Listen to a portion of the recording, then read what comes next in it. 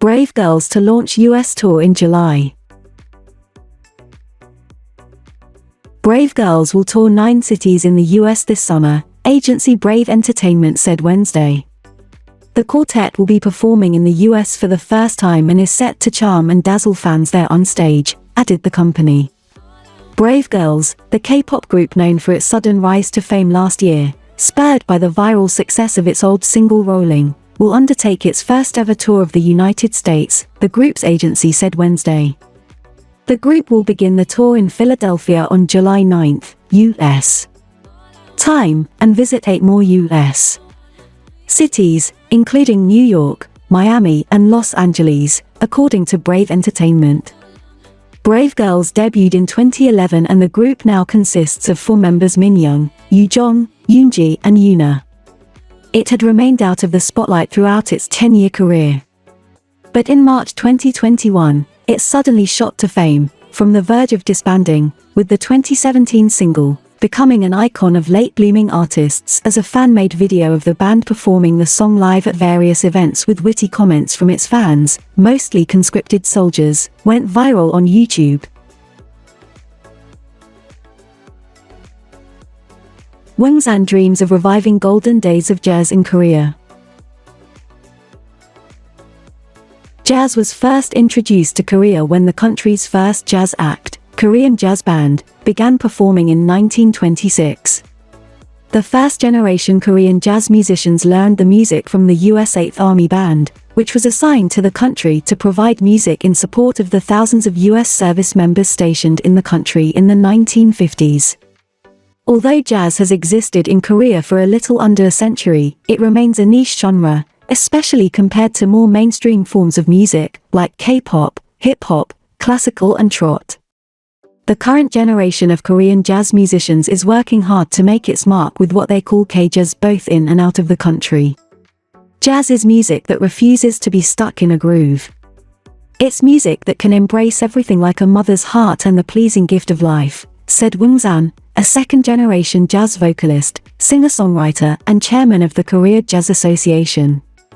Woongsan is the name that she was given when she became a Buddhist nun in Danyang, North Chungcheong Province, at the age of 17, she told the Korea Herald in an interview at her home in Bundang, Gyeonggi Province, on Monday. She left the Buddhist temple less than 2 years later with a dream of becoming a musician. The artist became a heavy metal rocker in a college band, but fell in love with jazz after listening to Billie Holiday's I Am a Fool to Want You, when she was in a slump, she said. Since making her debut in January 1996 with her first stage performance at a live music club in Hongdae, Western Seoul, the 49-year-old musician made herself known as a Korean jazz diva, reaching out to a global audience through performances in Korea, Japan, the US, the EU and more. Since releasing her first album, Love Letters in 2003, Woongsan has garnered acclaim from critics and fans alike. Her successful career led her to become the first Korean jazz musician to perform at the prestigious Billboard Live and Blue Note Japan.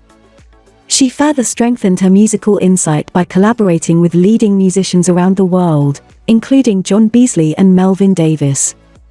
But her passion for jazz did not stop there.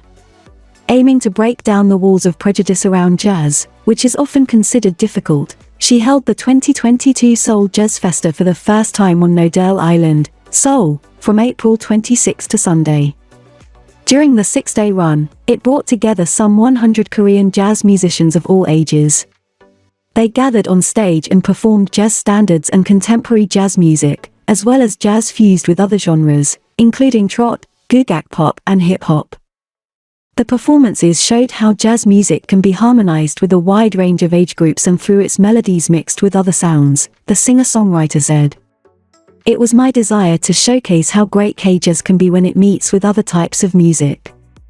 Since I believe that we can all be united with jazz, the unique stage performance was to deliver a message of peace and unity, she said. There is no right answer to music. Just like how jazz music continuously makes me want to find out what it really is, I've tried to open my mind and ears to all types of music to be a greater musician. The in-person festival also aimed to celebrate the UNESCO-designated International Jazz Day, highlighting jazz and its role in uniting people around the globe, as well as revive the golden days of jazz in Korea, she added. The musician also mentioned her hope of seeing Korea to host jazz in the Olympics in 2026 as the celebration of marking Korean jazz's 100th anniversary, she said. Calling jazz her second aesthetic practice, the musician said it is what makes her keep moving forward and strive to be better to present Woongsan's own jazz music. Just as she feels happiness presenting her musical talents to others, the vocalist hopes to provide musical healing and courage to jazz fans, she said. Woongsan hinted that she is set to release her 10th studio album in September, which will mark her first full-length album since the release of I'm Alright in 2018. In October, the musician will also hold a solo concert in Seoul, she said. Netflix's The Sound of Magic talks about childhood innocence, dreams. For director Kim Sung-yoon, 46, of Netflix's The Sound of Magic, adapting a renowned fantasy webtoon was a long-awaited project. I have been talking with the webtoon The Sound of Magic author Ha Illinois Kwon for almost 8 years. It took some time to solve some problems like copyright issues, but I am excited to showcase the fantasy series to the viewers at last, Kim said during an online press conference Tuesday. The director said that some adjustments and changes were made to allow the viewers to easily empathize with the storyline that was written almost 11 years ago. The monochrome style of presentation, a unique charm of the original webtoon, was changed. Unlike how the webtoon shows the thoughts and emotions of a teenage girl, Youn, played by Choi Sung-eun, in a monologue, we wanted to deliver these in a powerful way, so we decided to combine it with music, the director added, explaining the reason for producing a musical drama for the first time in his career. Instead of sending a special message, Kim said that the series rather poses questions to its viewers. We sometimes ask ourselves if we have matured enough to call ourselves adults. I think the series makes one think about what it means to be an adult, how we want our children to be raised and the real meaning of happiness. It will be an interesting series for both adults and children, Kim said. The Sound of Magic, a fantasy musical drama, centers around Yi, a schoolgirl who wishes to become an adult as soon as possible to take care of her family. Though she gave up on her childhood dream long time ago, Yi starts an emotional change after meeting Ayu, a mysterious magician showing the beauty and wonder of life. When I first read the script in December 2021, I was moved by the impressive storylines. I was certain that many people can easily relate to the lovely characters in the series, just like I did. I wanted to send my love and support to Yi, actor Ji Chang-wook, who stars in the series as the magician Ayu, said. Actor Choi Sung-eun, 25, did not hide her excitement about presenting her character to viewers. I think Yi's stories, dreams, hopes and childhood innocence can resonate with everyone. Allowing viewers to empathize with the character was the most important in playing Yi, Choi said. The 6-part fantasy musical drama will be released on Netflix on Friday.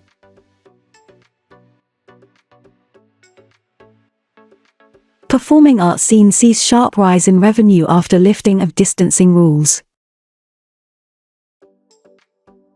The South Korean performing arts scene has experienced a sharp rise in revenue thanks to the lifting of nearly all social distancing rules, like gathering limits, about 2 weeks ago, industry data showed Wednesday.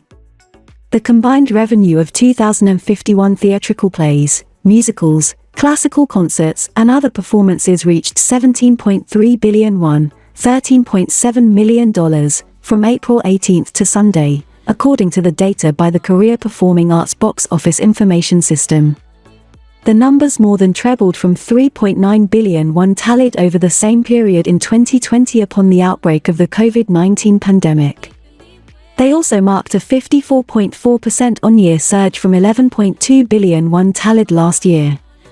The sharp increase came as most of South Korea's COVID-19 social distancing restrictions, including middle seat vacancy rules, gathering limits and business hour curfews, were scrapped in South Korea from April 18 as part of the country's efforts to return to pre-pandemic normalcy.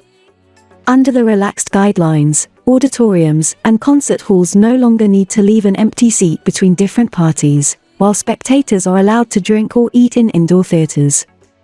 Steady-selling big-budget musicals, including Death Note, the musical, Jekyll and Hyde and King Arthur, have also played a role in bringing back people to theaters in recent weeks. At the same time, movie theaters also enjoyed a rise in spectators over the 2-week period after the removal of pandemic-driven curbs. A total of 1.7 million people came to cinemas for the 2 weeks through Sunday, nearly tripling from 587,000 visitors in the same period in 2020. Insiders said the local performing arts scene and film industry are expected to enjoy a further boost in coming months thanks to upcoming performances by big-name foreign artists, outdoor K-pop concerts, and Hollywood and homegrown blockbuster movies. The 6-part fantasy musical drama will be released on Netflix on Friday.